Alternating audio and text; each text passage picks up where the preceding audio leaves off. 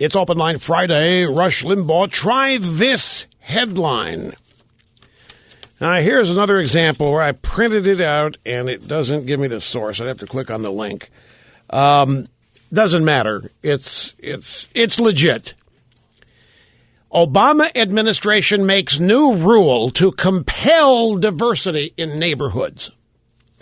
Now, before the election, I remember we highlighted a couple of pieces that were written by a guy named Stanley Kurtz at National Review Online. And he had a well-developed theory on Obama and his resentment, deep resentment of the suburbs, deep resentment of people who fled the cities for the suburbs because they could. They could flee the suburbs. They established their own enclaves, as Obama would look at it, where they hung around people only like each other. And they didn't have to face people of color, and they didn't have to face people in poverty, and they didn't have to face dire economic consequences. And they didn't have to take mass transit, and they didn't have to take the subway, and they just fled urban areas and left people basically alone and suffering in these sewers. And as such, Obama has had a deep resentment. And by the way, all this is true, I believe. I think Kurtz is right. He's a deep resentment for suburbia. And you know, I talked to you earlier about this TV show, Crossing Lines. I'm not going to repeat what I said, but one of the reasons the left is enamored of Europe is that everybody uses mass transit. And because of that, they don't have the travel freedom or luxuries that Americans have. They're more constrained and they're more controllable. And people are they're more able to herd them and keep them together. And the left is enamored of Europe in this regard. That's why Obama's constantly talking about building bullet trains that don't go anywhere and ratcheting up mass transit. And it is why even, you know, when a year ago when Apple released its Maps program and it had some problems, one of the criticisms from the left-wing technical community was that Apple didn't have walking directions in its maps, and Google did.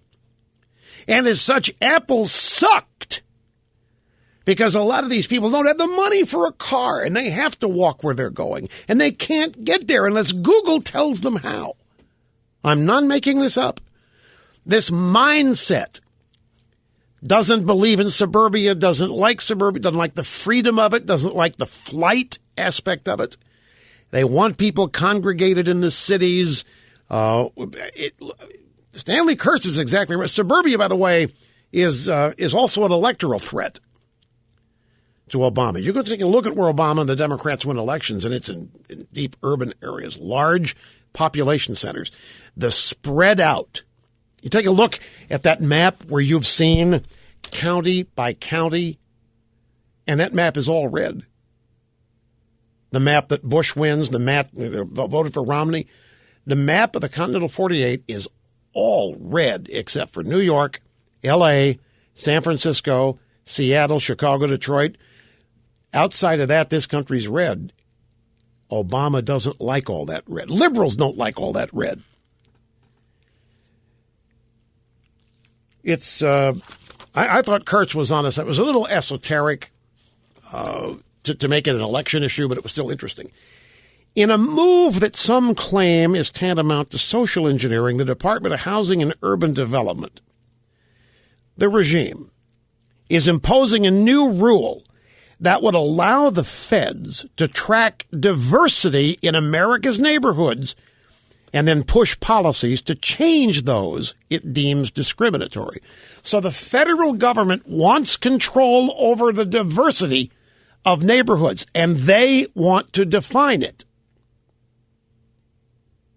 They want to define what proper diversity is, and they want the power to somehow engineer it. The policy is called Affirmatively Furthering Fair Housing. It'll require HUD to gather data on segregation and discrimination in every single neighborhood and try to remedy it. Can I tell you this again? The policy is called Affirmatively Furthering Fair Housing. It'll require Housing and Urban Development to gather data on segregation and discrimination in every single neighborhood and try to remedy it. Remedy it how? The HUD Secretary, Sean Donovan, unveiled this new rule at the NAACP convention in July, which just happened to be in Orlando, I believe. Yes. It just happened to be in Orlando to coincide with the Trayvon Martin, George Zimmerman case. Sean Donovan said, unfortunately, in too many of our hardest-hit communities, no matter how hard a child or parents work, the life chances of that child, even her lifespan, is determined by the zip code that she grows up in. This is simply wrong. You know, you let the Democrats win the House 2014. This is the kind of stuff that is going to be coming at us every day, except it's not going to be a proposal. It's going to be an executive order or a hastily rushed piece of legislation. This is the kind of stuff that they're going to do. They're going to go into neighborhoods. They're going to not like the way it looks. And they're going to compel diversity. And if you're saying, well, how are they going to do that, Rush? Just, folks, I don't know, but it's the federal government and the power to compel. There's any number of things they can do.